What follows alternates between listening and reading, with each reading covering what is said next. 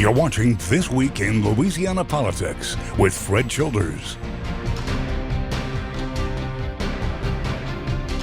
Good morning, I'm Fred Childers. Thanks for joining us for This Week in Louisiana Politics on your local election headquarters. Well, as the legal fight over Louisiana's abortion ban continues, there are already talks over future legislation being drafted to either amend or clarify the law. Capitol reporter Shannon Hecht brings us the details. Louisiana's abortion ban case still waits in the legal system for a final ruling, but as the law has been in place, there has been confusion for some doctors over when they can provide an abortion in the narrow exceptions. Louisiana Right to Life says that the law leaves the judgment for life-saving care up to doctors, but the years in prison and steep fines looming over their heads has some doctors hesitant, according to abortion rights advocates. The law repeatedly addresses that, it defers to the good faith medical judgment of physicians in these emergency situations. But it's not just the emergency situations that are creating the confusion and concerns among doctors. Melissa Flournoy, the board chair for 10,000 Women Louisiana, says the law is an overreach that impacts parents and physicians' rights to make these difficult healthcare decisions. The medically futile exceptions list lays out a number of medical conditions that would make it difficult or impossible for a fetus to live outside the womb. Some say the list could never be long enough to capture every situation. Others say every child should get to live to their natural death despite any severe diagnosis. We would support removing the medical futile list. We're still figuring out exactly what our priorities are for the next legislative session. Flournoy says that there are talks already about bringing legislation to provide exceptions for rape and incest. They hope to get some clarification on issues that doctors have faced firsthand. For your local election headquarters, I'm Shannon Hecht. Well, the New Orleans Police Department told the City Council recruitment remains the department's focus, but council members said the money in their budget might be better spent on retaining the officers they already have. NOPD is requesting a $21 million budget for the upcoming year with a $30,000 recruitment incentive package to be paid out over a 3-year period to new officers. Council members raised some concerns. To make sure that these men and women of the NOPD are actually getting paid amounts of money that go towards their retirement versus these gimmicks to keep them here temporarily, we're not investing in them. I think it has been extremely explicit that this is a short-term plan to get bodies and officers into the profession of the police department, while at the same time we address those undeniable core issues that you highlighted. Members, other issues that must be considered are cost of living increases and housing costs. Congressman Steve Scalise, along with multiple parish presidents, say FEMA's Risk Rating 2.0 is a threat to homeowners across the state and are hoping for more transparency from FEMA. Flood insurance rates are steadily rising across Louisiana. And House Minority Whip Steve Scalise says FEMA's Risk Rating 2.0 is to blame. They didn't set up a program that was going to be affordable, and in fact, we've seen thousands of people drop their flood insurance policies just in the last year here in South Louisiana. FEMA says the flood insurance program focuses on equity, evaluating property owners' flood risks on an individual basis. But local parish presidents agree with Scalise that the program is financially crippling citizens. We see our residents facing what used to be $500 and $600 a year flood insurance policies. They're now $5,000 and $6,000 a year flood insurance policies.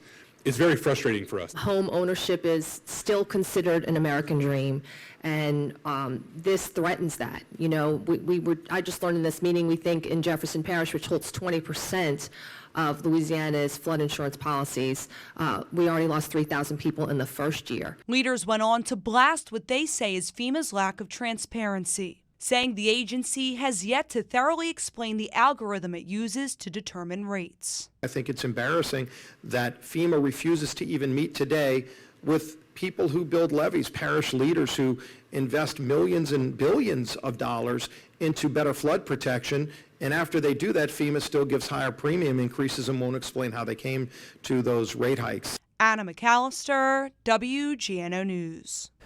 And Senator Bill Cassidy also taking aim at FEMA, calling the agency out over that Risk Rating 2.0. And of course, again, that's the rate increase for the National Flood Insurance Program. Cassidy is accusing FEMA heads of ignoring his requests to meet with him for more than a year now. And he says the result is a lot of policyholders in Louisiana will remain in the dark about some basic information they need to prepare for the future. He calls it damaging and inexcusable. While insurance rates are hotly debated, lawmakers continue to focus on hurricane relief for Louisiana. Congressman Garrett Graves announced the government is providing the state with more than $800 million in additional funding for continued storm recovery. Graves says the money will also bring down a little more than $3 million to the capital area, made possible through the most recent appropriations bill. While the governor's race has yet to really take off, some are alleging it's rigged by the state GOP. This week, former candidate Eddie Risponi called on the state Republican Party to unite behind one candidate early to prevent a divided race after the primary. Now, he has thrown his support behind Attorney General Jeff Landry. Former Congressman Ralph Abraham agrees with him, but not everyone is on board. Treasurer John Schroeder, also a Republican who is running, expected to run for governor, said it is rigging the process. Lieutenant Governor Billy Nungesser, also expected to run, told USA Today they are trying to strong-arm the party. In an effort to tame inflation, the Federal Reserve announced it's raising interest rates 0.75%. Again, DC's Raquel Martin has the story. This is now the fourth time in a row we're seeing the Federal Reserve take more aggressive action and raise interest rates by 0.75%. What that means for consumers is it will be more expensive to buy a home, purchase a car, or pay down a credit card. The cost of borrowing just got even more expensive. We're taking forceful steps to moderate demands. In an effort to tame high inflation, Wednesday, the Federal Reserve announced it will raise interest rates 0.75% yet again. It's the sixth rate hike this year. Inflation remains well above our longer-run goal. Federal Reserve Chairman Jerome Powell says despite best efforts, the labor market is too strong and prices are too high. He warns more rate increases are on the way to try and slow down spending. Without price stability, the economy does not work for anyone. We understand that our actions affect communities, families, and businesses across the country. The increase means purchasing a home, a new car, or even paying down your credit card will cost you more. Bank of America economist Michael Gapin says American families and businesses will definitely feel the pinch, but says it's still better than the Fed doing nothing. Because then inflation gets entrenched. Reversing that, history says, is much more costly. Wednesday, President Joe Biden sympathized with struggling Americans. Inflation is still hurting people, but we're making real progress. Powell says the Federal Reserve will continue to increase interest rates until inflation reaches their 2% goal. Right now, the inflation rate sits at 8.2%, so still a long ways to go.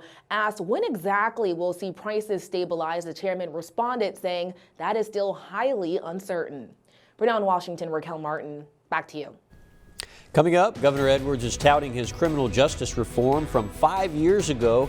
He says the numbers speak for themselves, but critics are raising their voices. Stay with us.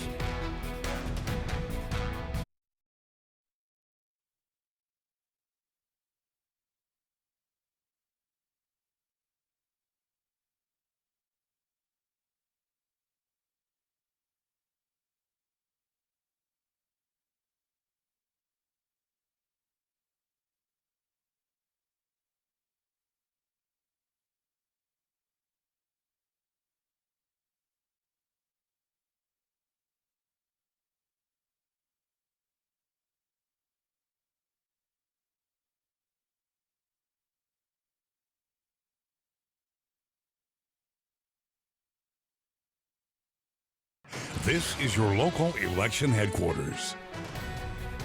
Welcome back. Governor John Bel Edwards ordered a probe of the Ware Youth Center in North Louisiana to investigate allegations of abuse and multiple suicides at the facility. A report published in the New York Times brought accusations of disturbing behavior by guards and stories of them looking the other way. Shirley Busico has more.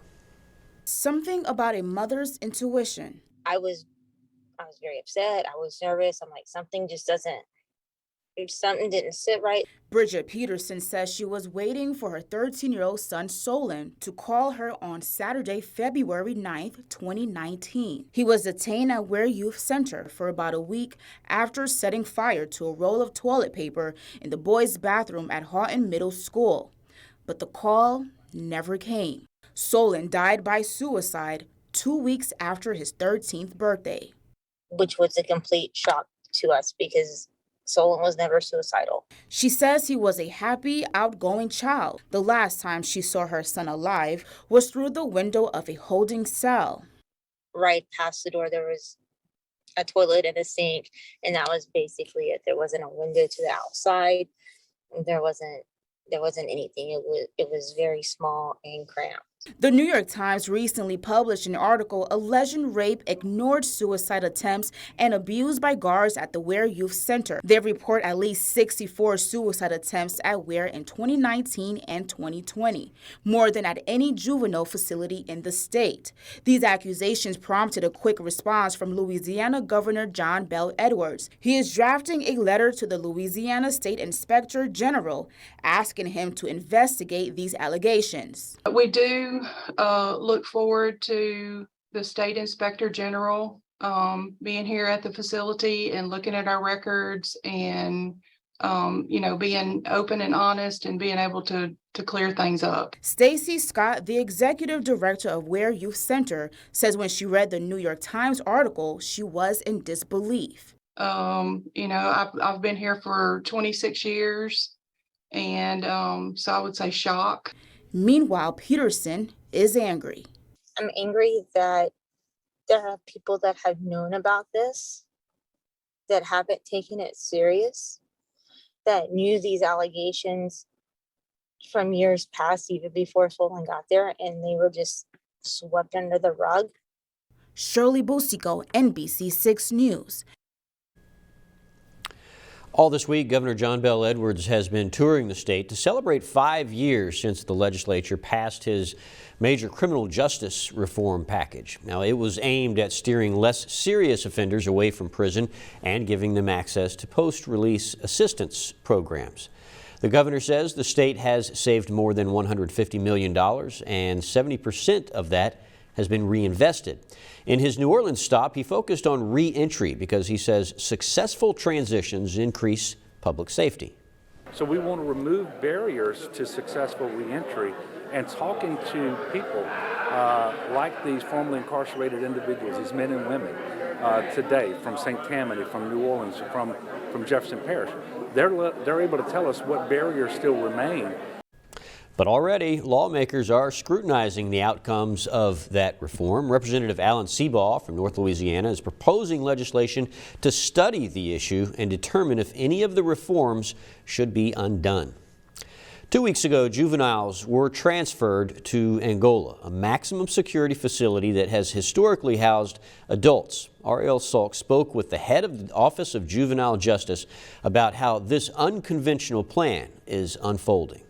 It has been nearly 2 weeks since 8 youths were transferred to the West Feliciana Center for Youth. Hopefully in about 6 weeks, we'll be able to transition them back to one of the main campuses. The facility is on Angola grounds and used to house death row inmates, a fact that raised a lot of red flags within the community. Assistant Secretary of the Office of Juvenile Justice Curtis Nelson says they've invested a lot to transform the space. A lot of work was done to make it look like any other one of our secure campuses. The debate became so heated, the OJJ and the governor's office were sued in a federal court in an attempt to block the transition, but the state won the case. If we do have a youth on one of our pre-existing campuses who's acting out in a way of destruction of property, aggressive physical assaults on peers or staff, or attempting to escape, that West Feliciana is just something that we can use to keep safety on all of our facilities. One concern that came up in court is that the youth would sleep in cells versus dorms. But Nelson says the juveniles like the new setup. What the young people have told us who are there now currently is that they feel a lot safer at night. site. This move is meant to be temporary until the new Swanson Monroe facility is built. We're anticipating that facility opening maybe the late spring of 2023. It may go into the fall. OJJ says it's not punitive, it's rehabilitative. Some believe intentional or not, it appears to scare some youth straight. There have been conversations where they've asked my staff, am I going to go to West Feliciana? And what staff has reported back to those young people is that as long as you're working your treatment plan and you don't engage in one of those 3 behaviors that we listed,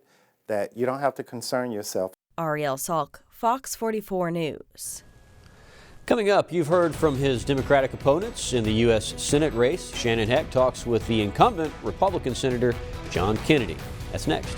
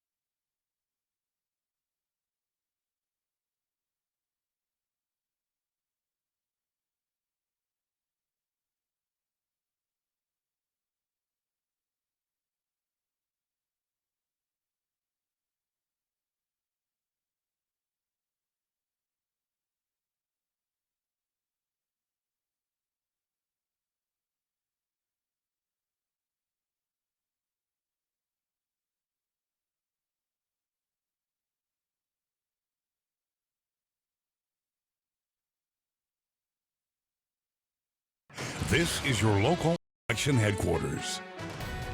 Welcome back. As Election Day nears, Senator John Kennedy spoke to his supporters in Ascension Parish and took a few questions from our reporter after not partaking in any debates with his opponents this election season.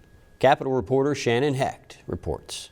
Senator John Kennedy says should he be reelected, the top of his priority list is to tackle oil and gas prices. He attributes some of the major inflation rates to the Biden administration restricting production. You have to plan for the future, and we're not doing that. And you couple that with the war in Ukraine, the fact that supply lines are shut down in the Middle East. For people in South Louisiana, coastal protections are in need of critical investment. While Senator Kennedy voted against the bipartisan infrastructure bill that brought millions to these projects, saying not enough of the bill was actual infrastructure, he points to his work on the Appropriations Committee as how he looks to aid the disappearing coast. We have appropriated billions of dollars for coastal restoration.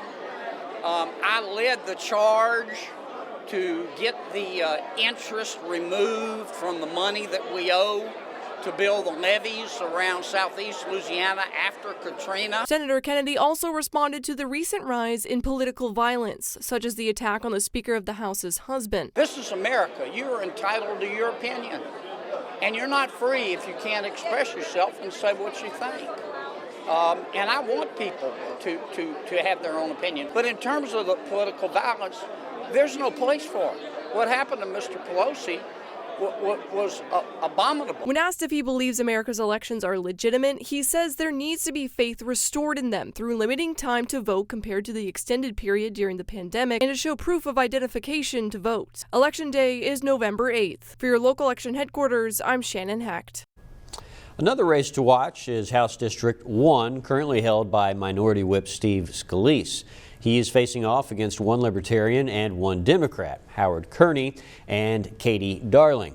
Some key issues they are looking to tackle include the rise in crime in the district. Scalise wants to give federal grants to hire more officers and to make sure laws are being enforced. The others want to also encourage a growing law enforcement agency, but have differing ideas of how to do so. In House District 6, Garrett Graves is defending his seat against two opponents as well, Rufus Craig and Libertarian Brian Belzer, a Republican. Graves looks to continue to expand on his work to bolster infrastructure investments in Louisiana. Those running against him say better financial responsibility needs to be a priority in Congress, but support infrastructure projects being of high importance. And in House District 2, Louisiana's sole Democratic congressman is defending his seat. He has held for just a year from Republican Dan Lux. Carter points to the work he has accomplished in his freshman term on Capitol Hill and what he did in the state legislature. This is Lux's first campaign, and he hopes to bring fresh ideas to the table. Early voting wrapped up this last week, and the numbers are in on turnout. Pollster John Couvion reports just under 366,000 people cast their ballots early. For the first time, Republicans outvoted Democrats in early voting with a 43 to 41% turnout. He also says the black vote was lagging behind this year with only 27% turnout. If you didn't get to vote early, Election Day is this Tuesday. Polls open at 6 a.m. and close at 8 p.m. You can find your voting precinct at govote.com. If you are voting by mail, you must get the ballot to the registrar by tomorrow. The Secretary of State reminds people to bring their identification to their voting site. Up next, we'll have a look at the week ahead on your local election headquarters.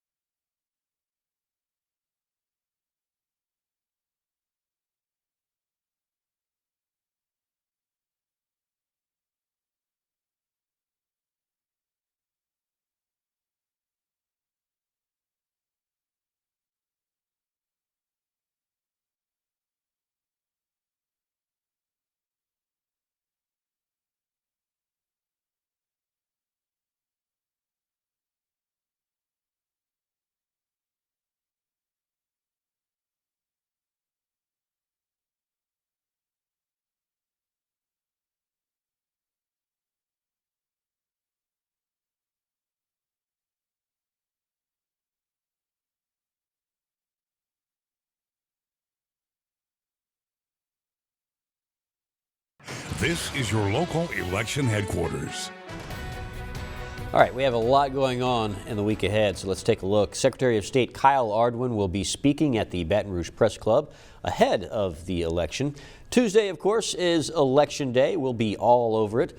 Later on in the week, DOTD continues their Highway Priority Roadshow to meet with people on their biggest projects. And the Environment and Health Council hosts their annual conference on coastal resiliency this week at Pennington. Thank you for joining us for This Week in Louisiana Politics. I'm Fred Childers. Stay informed, and I'll see you next Sunday right here on your local election headquarters.